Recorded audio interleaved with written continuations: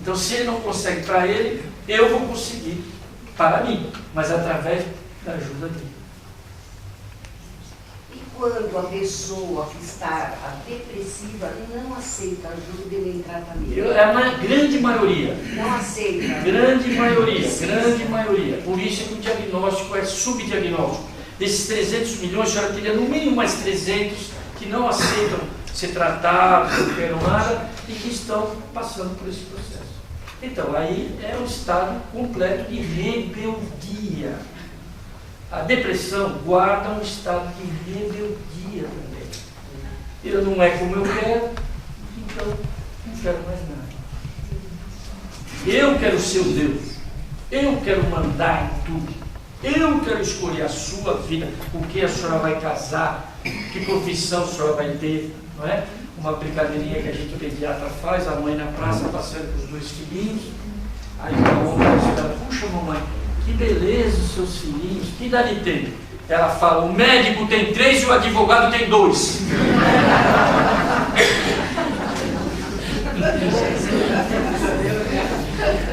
Imagina se o advogado quiser ser músico e se o médico vai ser gay. E aliás, na medicina o que tem de gay é enorme, é só trabalhar no hospital que você vê, tanto mulher quanto homem. Então, são situações de desilusão profunda, de rebeldia profunda, que eu não aceito que o outro seja assim, me renego profundamente. Então a depressão, principalmente a depressão ansiosa, aquela depressão de indivíduo é tenso, é agressivo, é violento, ele é depressivo, mas também violento, guarda um grande grau de rebeldia, de intolerância contra os desígnios de Deus. Mais alguém? O senhor deu um exemplo aí da criança que nasce e já nasce revoltada, com alguém dos pais, tudo isso. Agora, segundo o estudo que eu sei, que sabemos, sei lá, não existe uma escolha antes do reencarne. Então, ela sabe como ela vai nascer. Vamos dizer que a senhora está pensando numa reencarnação onde ela teve a oportunidade de escolher. Muitas não têm, são expiatórias. Porque existe depois do erro 3 fases. Todos nós já passamos por essas fases. Eu cometo um erro grave. Eu mato você, eu roubo ele, eu me envolvo sexualmente com ela. Eu criei um problema para todos nós. Eu criei. Todos ficaram envolvidos na minha teia. Eu criei. Eu errei. Eu usei meu livre-arbítrio de forma inadequada. Então eu vou sofrer. Vocês vão sofrer. Todos nós vamos sofrer. Chega uma hora que a gente precisa o quê? Se arrepender é o primeiro passo. O arrependimento sincero é o início do tratamento. Depois do arrependimento é preciso o quê? Expiar o erro. Expiar o erro. Ao expiar o erro, eu sofro a consequência de tudo que eu causei nele. Se ele se suicidou por mim, eu vou sofrer o processo obsessivo por ele. Se ela engravidou e eu mandei ela fazer um aborto, eu vou ter problemas de fertilidade na outra encarnação como homem. Então eu irei receber a consequência dos meus atos, numa atitude expiatória, onde eu não escolhi. Eu não escolhi sofrer, mas eu sou obrigado a sofrer, pela consequência dos meus atos. E depois que eu passei sofrimento, eu posso depois voltar com eles. Aí eu já posso escolher. Aí ela é minha mulher, ele é meu filho, ela é minha irmã. Vocês entenderam que um dia começou pelo erro e hoje caminha para a reunião de todos nós através de laços de amor verdadeiros, não mais de laços de amor desequilibrado. Então temos do nosso lar filho, esposa, pai, mãe, tios, sobrinhos, que foram espíritos que já amamos, que já traímos, que já ofendemos, que já agredimos, que já privilegiamos, já fizemos a grande maioria de todos os erros e todas as virtudes com a maioria dos nossos familiares. É por isso que nós estamos ainda junto com eles. E quando nós conseguirmos a nossa evolução, o que acontecerá conosco? Eu vou olhar lá para baixo e ver eles sofrendo, fazer igual o Dr. Bezerra, quando Maria disse a ele: o senhor quer morar em outro planeta mais superior? O senhor quer morar em outro mundo mais evolutivo? E ele disse: não, eu tenho amores ainda na Terra que eu preciso ajudar. Quem leu Ave Cristo?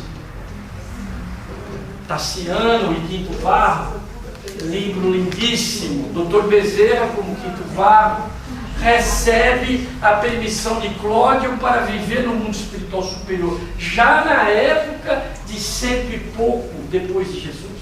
Já naquela época, ele já tinha essa permissão, mas não. Ele fala, eu quero voltar à Terra. O próprio mentor espiritual diz, mas Quinto Varro, para que você vai voltar à Terra? Você já sofreu tanto lá, já teve tantas situações. Não, eu preciso resgatar uma alma que eu amo. Ele era chefe dos obsessores, legião dos obsessores, que vivia no mercado de roubo, escravizando mentalmente pessoas.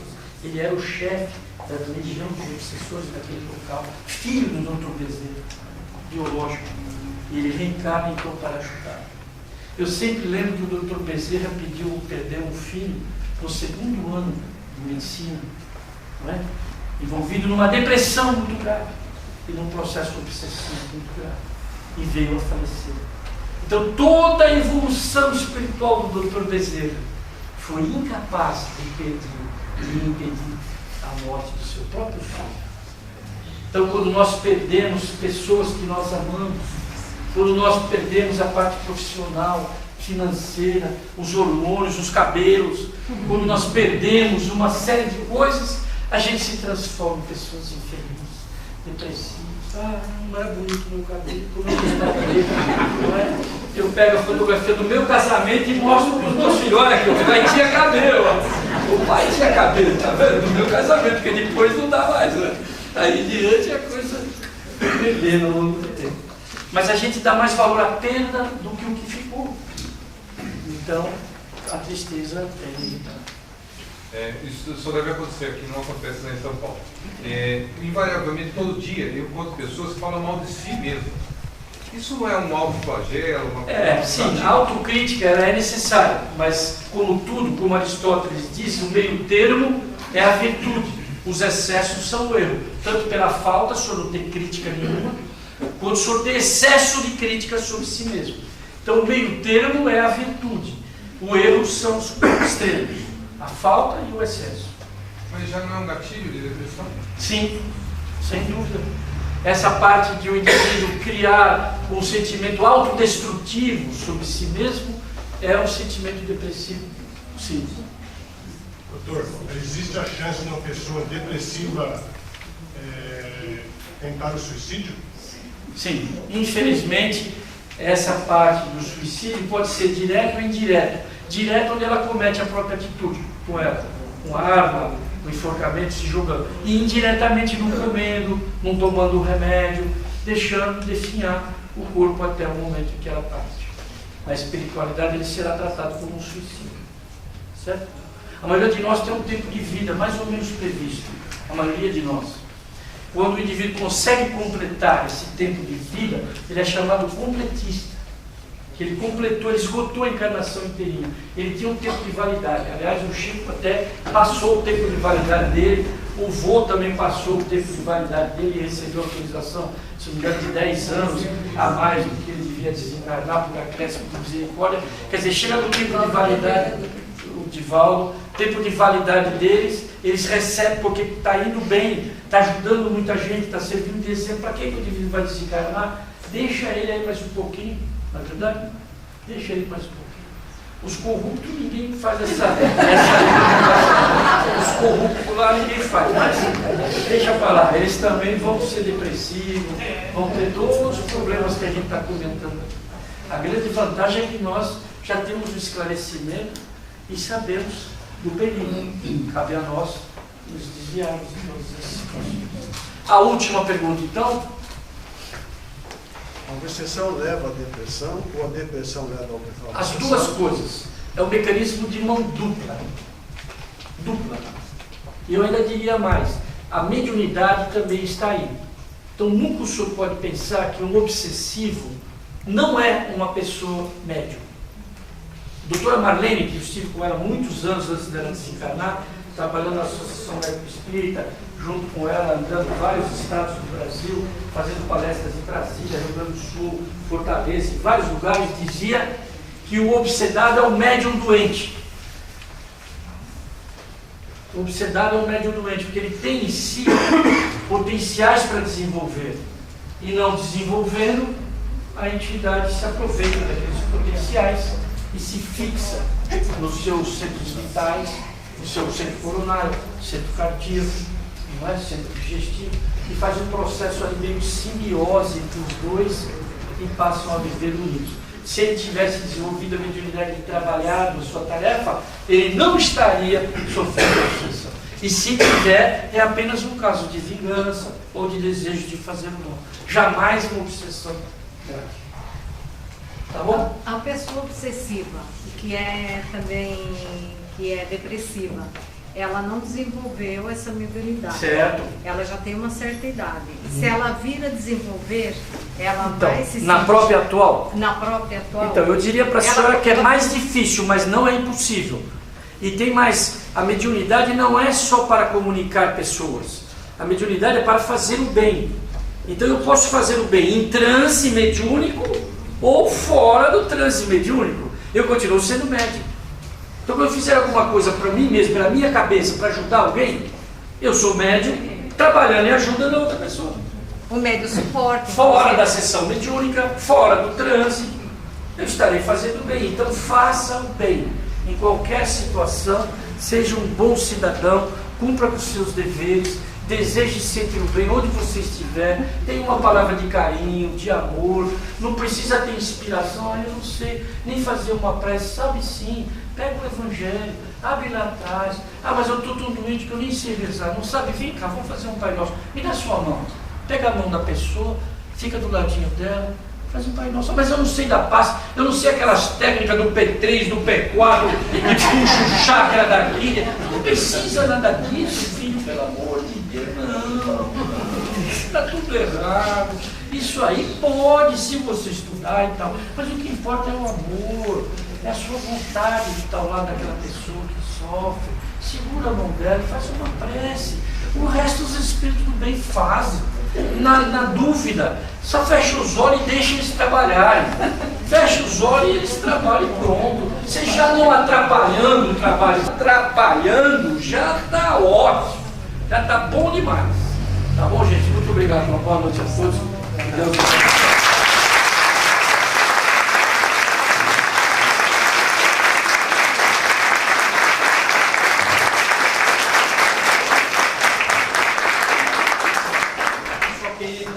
Os nomes dos livros, quem quiserem anotar, então Depressão da doutora Ana Beatriz e o Cajazeiras, Depressão Profissional, uma série de livros espírita.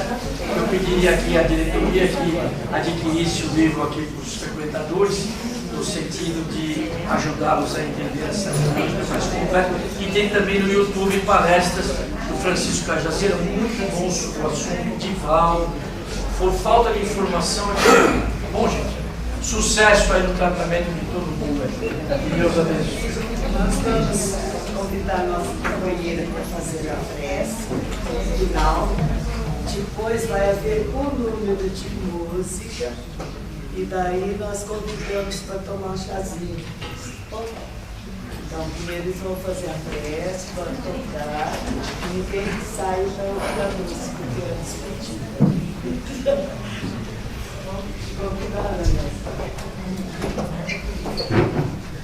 Antes de fazer a prece final, nós queremos agradecer ao Dr. Marquinhos, ao Dr. Marco Antônio. Pessoa muito especial, temos muito carinho por ele. Trabalho espiritual junto, então nos dá uma emoção mais forte. Por isso que eu nem gosto de fazer a prece final, porque eu sinto mesmo uma emoção muito forte toda vez que falo dele, eu tenho que estar presente.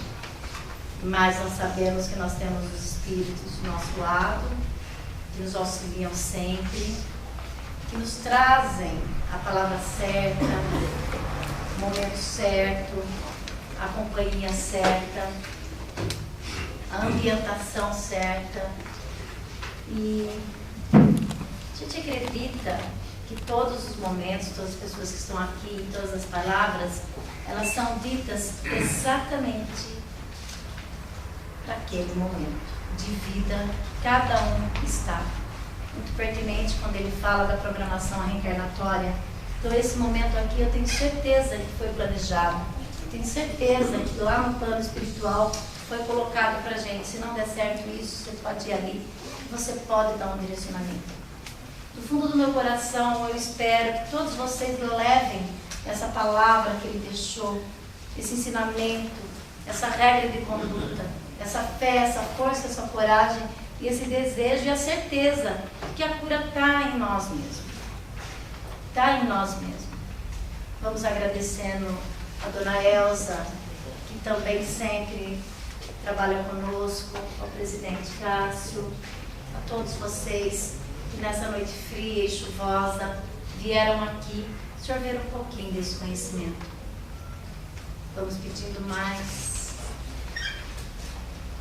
Vamos pedindo que ouçamos a voz dos nossos mentores espirituais. Que ouçamos as palavras daqueles que nos amam, nossos companheiros, nossos familiares, nossos anjos da guarda. Se houver alguma célula dentro de nós que impede que usemos aqueles neurônios que estão parados, rogamos ao Pai abrir a nossa mente,